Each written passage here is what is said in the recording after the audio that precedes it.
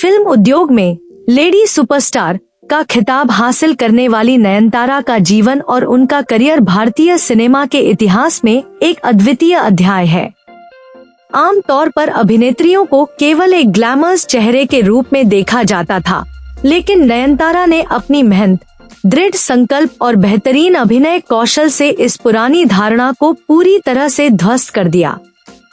उनके जीवन में कई उतार चढ़ाव आए, लेकिन हर बाधा को पार करते हुए उन्होंने अपनी एक ऐसी पहचान बनाई जो आज लाखों युवाओं और कलाकारों के लिए प्रेरणा का स्रोत है। जन्म, बचपन और पारिवारिक पृष्ठभूमि। नयनतारा का जन्म 18 नवंबर 1984 को बेंगलुरु, कर्नाटक में हुआ था। उनके जन्म का नाम डियाना मरियम कुरियन था। उनका पालन पोषण एक रूढ़िवादी सीरियन ईसाई परिवार में हुआ। उनके पिता कुरियन कोडियाट्टू भारतीय वायु सेना (IAF) में एक अधिकारी थे और उनकी मां ओमाना कुरियन एक गृहिणी है। उनके पिता की नौकरी वायु सेना में होने के कारण नयनतारा का बचपन देश के विभिन्न हिस्सों में बीता। पिता के तबादलों के कारण उनकी स्कूली शिक्षा किसी एक शहर तक सीमित नहीं रही। उन्होंने उत्तर भारत के गुजरात और दिल्ली से लेकर दक्षिण भारत के केरल तक में अपनी पढ़ाई पूरी की। देश के विभिन्न हिस्सों में रहने और अलग अलग संस्कृतियों को करीब से देखने के कारण उनके व्यक्तित्व में एक लचीलापन और आत्मविश्वास विकसित हुआ। उन्होंने केरल के थिरुवल्ला स्थित मार थोमा कॉलेज से अंग्रेजी साहित्य में स्नातक, bachelor of arts in English literature की डिग्री प्राप्त की। कॉलेज के दिनों में ही उनके मन में मीडिया और मनोरंजन जगत के प्रति एक सहज आकर्षण पैदा हुआ। हालांकि उस समय उन्होंने कभी नहीं सोचा था कि वे एक दिन सिनेमा जगत की सबसे बड़ी अभिनेत्री बनेंगी। मॉडलिंग और सिनेमा में अनायास प्रवेश। कॉलेज की पढ़ाई के दौरान ही नयनतारा ने पॉकेट मनी और अपने शौक के लिए पार्ट टाइम मॉडलिंग शुरू कर दी थी। इसी दौरान उन्हें टेलीविजन पर एंकरिंग करने का अवसर मिला। उन्होंने चमयम चमायम नाम के एक लोकप्रिय फैशन और लाइफस्टाइल टीवी शो की मेजबानी की। टीवी पर उनकी सादगी, स्पष्ट उच्चारण और स्वाभाविक आकर्षण ने दर्शकों का ध्यान खींचा। उसी समय प्रसिद्ध मलयालम फिल्म निर्देशक सत्यन अंतरिक्काड अपनी नई फिल्म मनसनक्करे 2003 के लिए एक नए चेहरे की तलाश कर रहे थे। उन्होंने टीवी पर नयनतारा को देखा और उन्हें फिल्म का प्रस्ताव दिया। नयनतारा शुरू में अभिनय को लेकर आश्वस्त नहीं थी। वे अपनी पढ़ाई पूरी करना चाहती थी और उन्होंने केवल एक फिल्म करने के इरादे से इस प्रस्ताव को स्वीकार किया। मलयालम फिल्मों में सफलता के बाद नयनतारा का रिलीज हुई मलयालम फिल्म मनसनक्करे की बॉक्स ऑफिस पर एक बहुत बड़ी व्यावसायिक सफलता साबित हुई। उन्होंने फिल्म अय्या में दिग्गज अभिनेता जयराम के साथ डेब्यू किया। स्वाभाविक अभिनय की काफी उनके साथ अभिनेता शरद कुमार थे।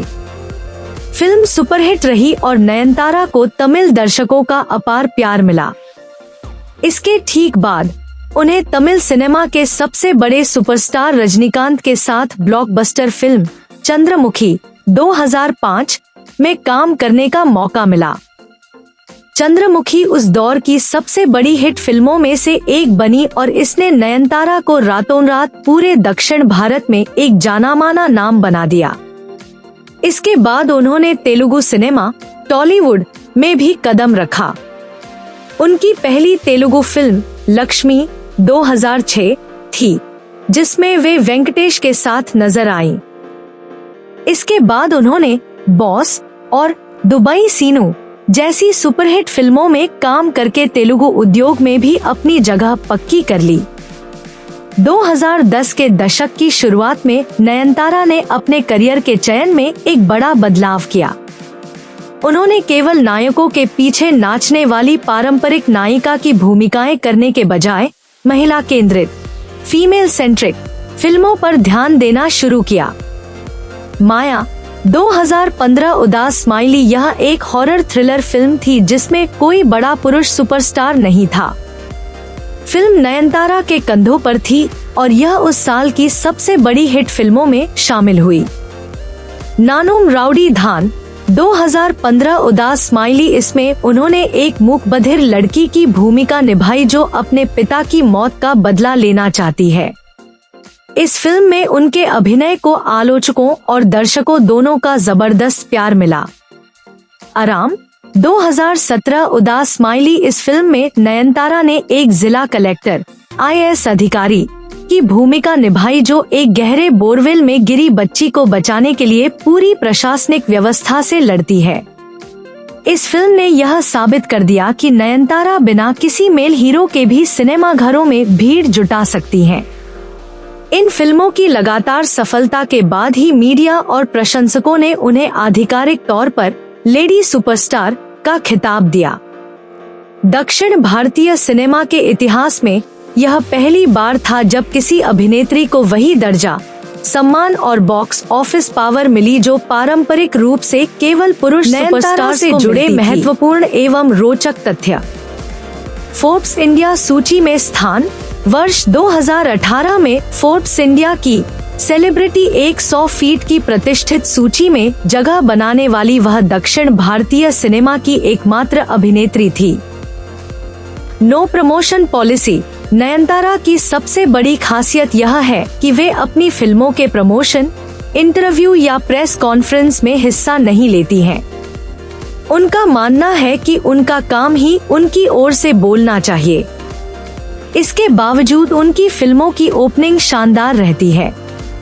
अस्वीकृत अवसर।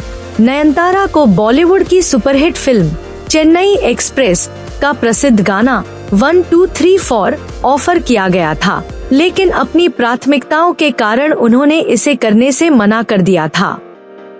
सोशल मीडिया पर देरी से आगमन। वे वर्षों तक किसी भी सोशल मीडिया प्लेटफॉर्म पर नहीं थी।